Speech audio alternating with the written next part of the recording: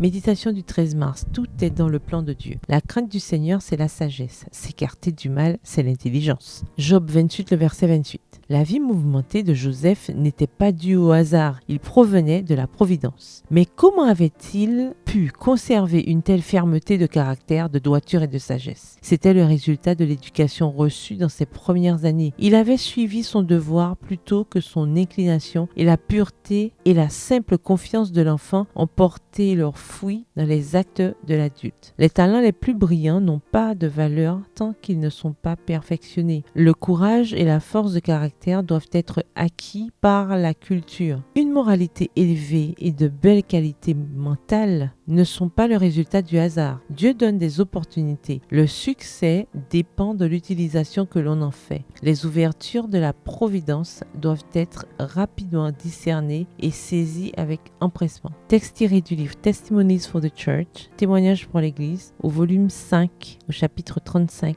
à la page 321. Par Joseph, Dieu ne se manifesta pas au peuple égyptien seulement, mais à toutes les nations voisines de ce puissant royaume. Voulant faire de lui son porte-parole chez tous les peuples, il le plaça près du trône du plus grand empire du monde, afin que la lumière céleste se répandît au près et au loin. Peu de personnes comprennent l'influence des petites choses sur le développement du caractère. Rien de ce qui doit nous occuper n'est réellement petit. Les circonstances variées que nous traversons de jour en jour ont pour but de mettre notre fidélité à l'épreuve et de nous qualifier pour des situations plus élevées. Par la stricte adhésion aux principes dans les affaires ordinaires de la vie, l'esprit s'accoutume à placer le devoir au-dessus du plaisir et de l'inclination. Un esprit ainsi discipliné n'oscille pas entre le bien et le mal comme le réseau agité par le vent. Il est fidèle au devoir par habitude de probité et de véracité. C'est par l'honnêteté dans les petites choses qu'on acquiert la force d'être fidèle dans les grandes.